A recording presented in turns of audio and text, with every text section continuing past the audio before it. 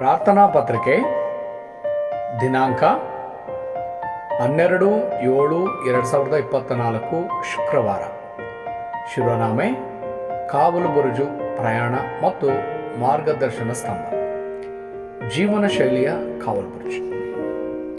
ಇಂದಿನ ವಾಕ್ಯ ಭಾಗ ಆದಿಕಾಂಡ 2ನೇ ಅಧ್ಯಾಯ 18ನೇ ವಚನ. ಮತ್ತು ಯೆಹೋವ ದೇವರು, ಮನುಷ್ಯನು ಒಂಟಿಗನಾಗಿರುವುದು ಒಳ್ಳೆಯದಲ್ಲ, ಅವನಿಗೆ ಸರಿಬೀಳುವ ಸಹಕಾರಿಯನ್ನು ಉಂಟು ಮಾಡುವೆನು ಅಂದನು.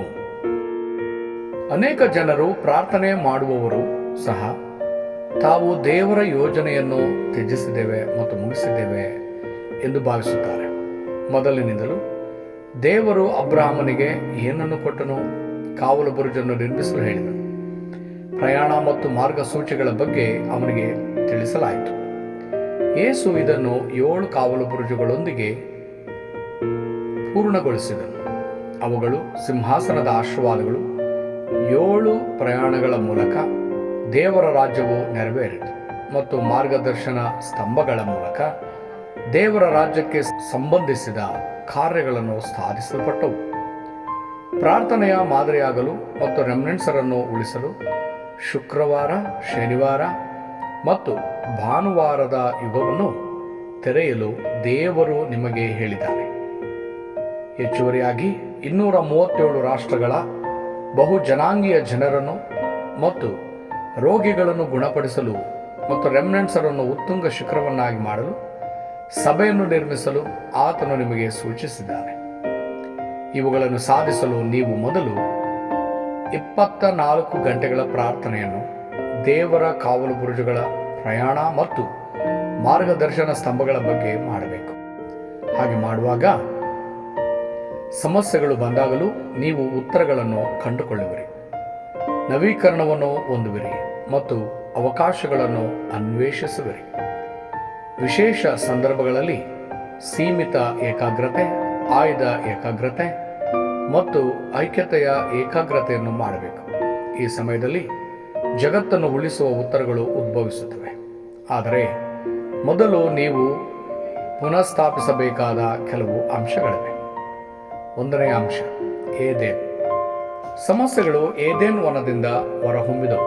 ಅದಕ್ಕಾಗಿಯೇ ನೀವು ದೇವರ ಕಾವಲು ಬುರುಜುಗಳು, ಪ್ರಯಾಣಗಳು ಮತ್ತು ಮಾರ್ಗದರ್ಶಕ ಸ್ತಂಭಗಳನ್ನು ನಿಮ್ಮ ಜೀವನದಲ್ಲಿ ಸ್ಥಾಪಿಸಲು ಪ್ರಾರ್ಥಿಸಬೇಕು.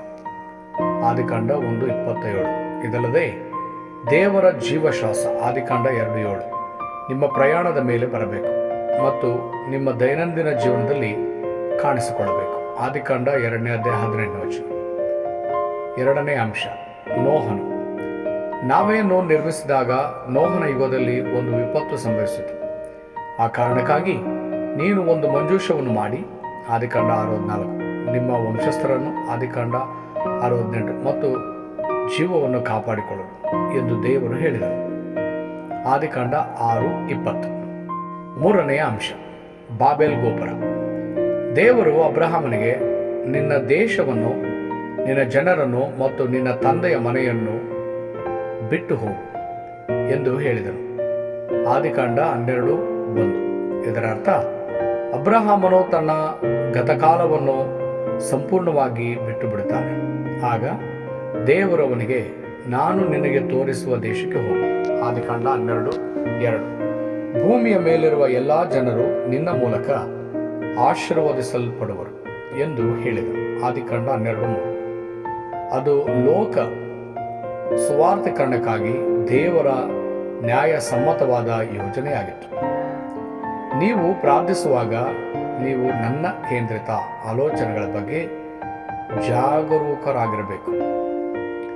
ಕೇಂದ್ರೀಕೃತ ಪ್ರಾರ್ಥನೆ ಮೂಲಕ ನೀವು ಕೆಲಸದ ವಿಷಯಗಳು, ಜನರು ಮತ್ತು ವಸ್ತುಗಳ ವಿಷಯಗಳಲ್ಲಿ ದೇವರ ಆಶೀರ್ವಾದವನ್ನು ಪಡೆಯಬೇಕು. ಸಭೆಯಲ್ಲಿ ನೀವು ದೇವರ ವಾಕ್ಯಗಳನ್ನು ಎಚ್ಚರಿಕೆಯಿಂದ ಆಲಿಸಬೇಕು ಮತ್ತು ಜನರ ಮಾತುಗಳಲ್ಲ. ಮತ್ತು 7 ಕಾವಲು ಬುರುಜುಗಳು, 7 ಪ್ರಯಾಣಗಳು ಮತ್ತು 7 ಮಾರ್ಗದರ್ಶನ ಸ್ತಂಭಗಳು ಪ್ರಾರ್ಥನೆಯನ್ನು ಪ್ರಸಾರ ಮಾಡಬೇಕು. ಏಕೆಂದರೆ ದೇವರು ನಿಮ್ಮನ್ನು ಕಾವಲುಗಾರರನ್ನಾಗಿ ನೇಮಿಸಿದ್ದಾನೆ. ಒಡಂಬಡಿಕೆಯ ಪ್ರಾರ್ಥನೆ. ಪ್ರೀತಿಯ ದೇವರೇ, ನನ್ನನ್ನು ಕಾವಲುಗಾರನನ್ನಾಗಿ ಬೆಳೆಸಿದ್ದಕ್ಕಾಗಿ ಕೃತಜ್ಞತೆಗಳು. ಪ್ರಪಂಚದ ವಿಷಯಗಳಿಂದ ಮೋಸ ಹೋಗೋದಕ್ಕಿಂತ ಹೆಚ್ಚಾಗಿ 7 ಕಾವಲು ಬುರುಜು, 7 ಪ್ರಯಾಣಗಳು ಮತ್ತು 7 ಮಾರ್ಗದರ್ಶನ ಸ್ತಂಭಗಳ ಪ್ರಾರ್ಥನೆಯನ್ನು ಆನಂದಿಸಲು ಮತ್ತು ಎಲ್ಲವನ್ನೂ ಪುನಃಸ್ಥಾಪಿಸಲು ನನಗೆ ಸಹಾಯ ಮಾಡಿ. 237 ರಾಷ್ಟ್ರಗಳ ಬಹುಜನಾಂಗೀಯ ಜನರು ಗುಣಪಡಿಸುವಿಕೆ ಮತ್ತು ಉತ್ತುಂಗ ಶಿಖರದ ಬಗ್ಗೆ ಕೆಲಸ ಮಾಡುವ ಸಭೆಯನ್ನು ಸ್ಥಾಪಿಸಲು ನನಗೆ ಸಹಾಯ ಮಾಡಿ. ಯೇಸು ಕ್ರಿಸ್ತನ ಹೆಸರಿನಲ್ಲಿ ನಾನು ಪ್ರಾರ್ಥಿಸುತ್ತೇನೆ. ಆಮೆನ್.